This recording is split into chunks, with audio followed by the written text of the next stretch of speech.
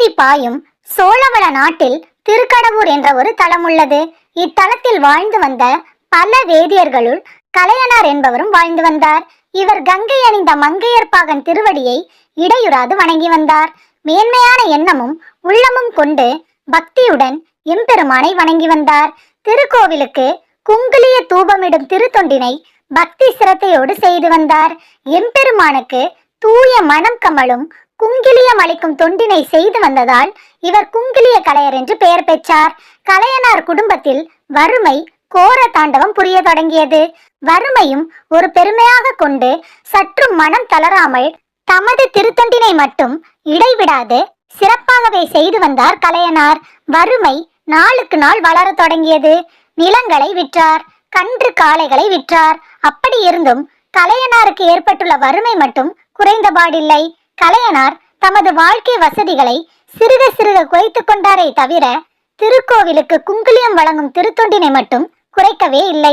வறுமையின் நிலை கண்டு குடும்ப தலைவி சொல்லா துயரடைந்தாள்.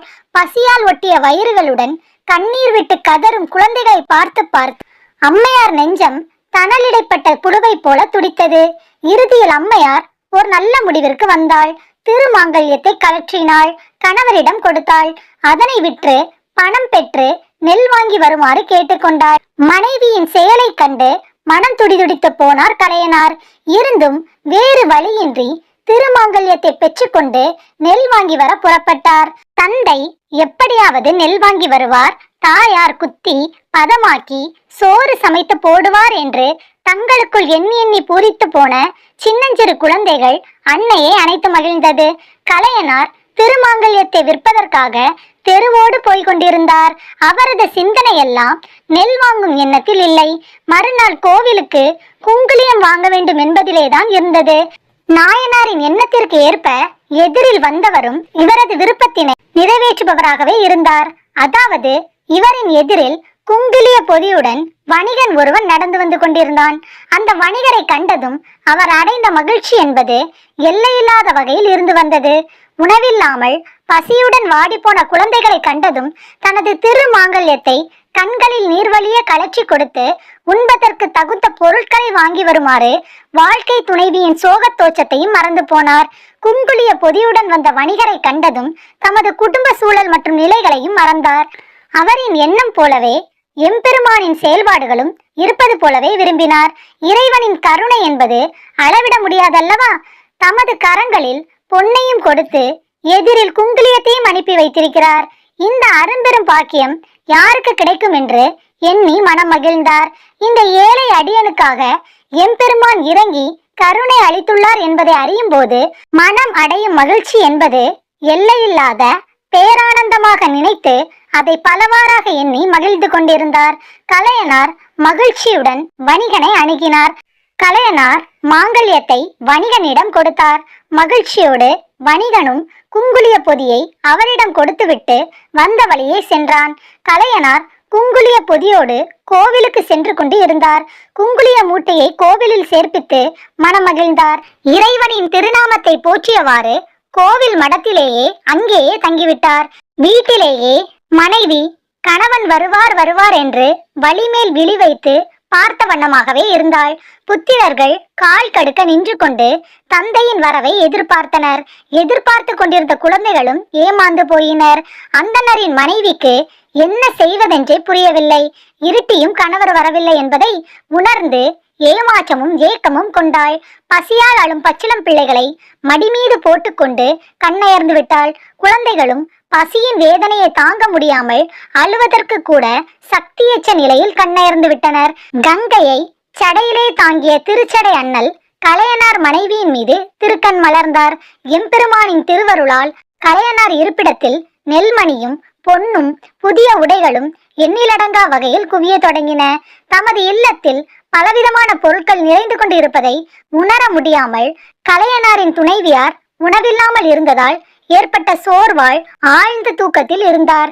கலையனாரின் துணைவியாரின் கனவில் தோன்றிய எம்பெருமான் கண் விழித்து உணவு உண்டு மகிழ்ச்சியாக உறங்குவாயாக என்று கூறி மறைந்தார். எம்பெருமான் கனவில் தோன்றி மறைந்ததும் கலையனார் மனைவி கண் விழித்தாள். வீட்டில் நெல்மணி பொன் பொருட்கள் குவிந்து கிடப்பதைக் கண்டு எல்லையில்லா மகிழ்ச்சி அடைந்தாள். தனது அருகில் தூங்கிக் கொண்டிருந்த தாயார் எழுந்ததும் அருகில் படுத்திருந்த குழந்தைகளும் கண் விழித்து எழுந்தனர். குழந்தைகளுக்கு வீடு முழுவதும் நெல்மணியும் பொன் மற்றும் பொருட்கள் இருப்பதைக் கண்டு ஆச்சரியம் அடைந்தார்கள். கலையனார் மனைவி இரவென்றும் பாராமல் அவ்வேளையிலும் குடும்பத்திற்கு தேவையான அளவில் நெல்மணிகளை எடுத்துக்கொண்டு உணவை பக்குவம் செய்ய தொடங்கினாள்.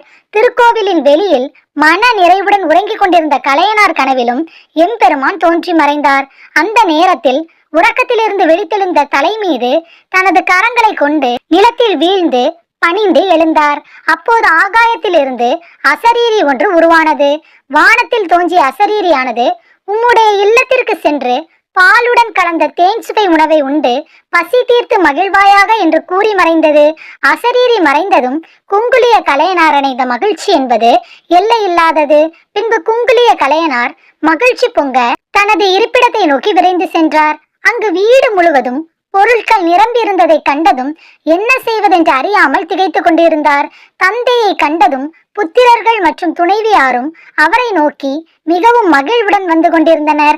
அவர்கள் அனைவரையும் அணைத்து கொண்டு இந்த எளியோனையும் ஒரு பொருட்டாக மதித்து ஆட்கொண்ட எம்பெருமானின் திருவருட்கருணையை தான் என்னவென்று கூறுவேன் என்று கூறி நமச்சிவாய மந்திரத்தை சொல்லி பணிந்தார். அனைவரும் எம்பெருமானை எண்ணி வழிபட்டனர். குங்குலிய கலையனாரின் அன்பின் வலிமையையும் பெருமையையும் மேலும் உலகிற்கு உணர்த்த திருவுள்ளம் கொண்டார் எம்பெருமான். அதற்கு தகுந்தாற்போல் திருப்பனந்தாள் என்னும் திருத்தலத்திலேயே இந்த உலகமே வியக்கும் அளவிற்கு ஒரு திருவிளையாடலையும் நிகழ்த்தினார். திருப்பனந்தாள் கோவிலில் எழுந்தருளி இருக்கும் இறைவனுக்கு மலர் மாலை அணிவிக்க வந்தவர்களுள் ஆதி சைவ பெண் ஒருத்தி இருந்தாள். அவள் பெயர் தாடகை. இறை வழிபாடு முடிந்த பிறகு இறைவனுக்கு மாலையை அணிவிக்கப் போகும் சமயத்தில் அம்மங்கையின் உடையானது நழுவியது. உடையானது நழுவிய சமயத்திலும் தன்னுடைய இரு முழங்கைகளினாலும் ஆடையை பிடித்து கொண்டு இறைவனுக்கு மாலையை போட முயன்றாள் அந்த பெண். இருந்தாலும் அப்பெண்மணியால் இறைவனுக்கு மாலையை அணிவிக்க முடியாமல் தவித்து வந்தாள்.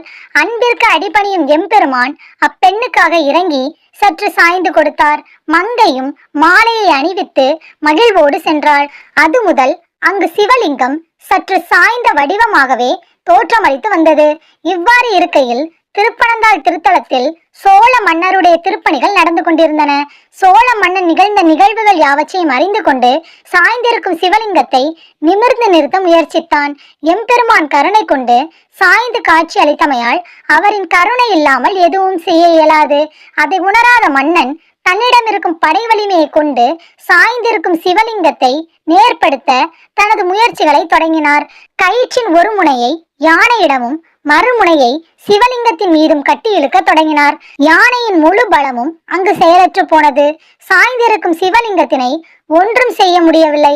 பல படை வீரர்கள் முயன்றும் எவ்விதமான பலனும் இல்லாமல் இருந்தது. இதை அறிந்ததும் மன்னன் மனம் வாடினார். இந்த தகவலானது ஊர் மக்களிடம் காட்டுத்தீ போல பரவ தொடங்கியது. இந்த செய்தி இவ்விதமாக பரவி குங்குலிய கலையனார் காதுகளுக்கு எட்டியது. இந்த செய்தியை அறிந்ததும் இறைவனுக்கு திருத்தொண்டு புரிந்து வரும் குங்குலிய கலையனார் திருப்பனந்தாளுக்கு புறப்பட்டார். ஐந்தெழுத்து மந்திரத்தை நினைத்தபடியே குங்குலிய புகையினால் இறைவனின் சன்னதியை தூபமிட்டு சேவித்தார். கலையனார் வலிமையான கயிற்றை எடுத்து கயிற்றின் ஒரு பக்கத்தை எம்பெருமானுடைய திருமேனியில் பாசத்தோடு பிணைத்து மறுபக்கத்தை தமது கழுத்தில் கட்டிக்கொண்டு பலமாக இழுத்தார். கயிறு இறுக்கினால் தமது உயிரும் போகும் என்பதை பற்றி கவலை கொள்ளாமல் இறைவனுக்கு இச்சிறு தொண்டினை கூட செய்ய முடியாமல் இந்த உயிர் இந்த உடம்பில் இருந்தால் என்ன, இல்லாமல் பிரிந்தால் என்ன என்ற முடிவோடு தமது முழு பலத்தையும் கொண்டு இழுத்தார். எம்பெருமானை கயிற்றால் தன் கழுத்துடன் பக்தியோடும் அன்போடும் இறுக பிணைந்து இழுத்த செயல் எம்பெருமானுக்கு தம்மை பக்தி எனும் கயிற்றால் கட்டி இழுப்பது போல் இருந்தது. அடியாரின் அன்புக்கு அடிபணிந்த எம்பெருமான் அசைய துவங்கினார். அந்த கணமே சாய்ந்திருந்த எம்பெருமானின் திருமேனியானது சாய்வு நீங்கி நேரே நிமிர துவங்கியது. எம்பெருமானின் திருவருளால் கலையனார் கழுத்தில் போடப்பட்டிருந்த கயிற்றின் சுருக்கானது அவருக்கு பூமாலையாக மாறியது. எம்பெருமானின் திருமேனியா சிவலிங்கத்தின் மீது கலையனாரால் கட்டப்பட்டிருந்த பூங்கச்சோடு சேர்ந்த கயிறு கொன்றை பூமாலையாக காணப்பட்டது. ஒரு படை கொண்டு செய்ய முடியாத செயலை நாம் கொள்ளும் அன்பினால் செய்ய முடியும் என்பதை உணர்த்தினார் கலையனார். குங்குளிய கலையனாரின் பக்தியையும் இறைவனை கட்டுப்பட வைத்த அன்பின் திறத்தினையும் உணர்ந்த மன்னனும் மக்களும் மிகவும் மகிழ்ச்சி கொண்டனர். சோழ மன்னன் கலையனார் பாதங்களில் வீழ்ந்து வணங்கினார். இவ்வுலகிற்கே நல்ல காலம் தங்களால் ஏற்பட்டது என்றார். ஆனால் கலையனார் இவர்கள் உரைக்கும் புகழ்ச்சி மொழியானது எதுவும் செவிக்கு ஏறாத வண்ணம் எம்பெருமானையே நினைவில் நினைத்து நின்று கொண்டிருந்தார். பின்பு கலையனார் சிறிது காலம் தங்கியிருந்து கோவில் திருப்பணிகளில் தங்களை அர்ப்பணித்துக் கொண்டார். வேந்தரோ ஆலய திருப்பணிகள் நிறைவுற்றதும் திருவிழாக்களும் நடத்தினான். கலையனாருக்கு வேண்டிய மானியங்கள் கொடுத்து மக்களின் முன்னிலையில் கௌரவப்படுத்தினார். பின்பு முழு மன நிறைவோடு தன் இருப்பிடம் அடைந்தார். இந்த மண்ணுலகில் பிறந்து பூமாதேவியின் மடியில் சிவத்தொண்டு புரிந்து பலகாலம் புகழ்பட வாழ்ந்த குங்குளிய கலையனார் இறுதியில் இறைவன் திருவடி நிழலை அடைந்து பேரின்ப வாழ்வை பெற்றார்.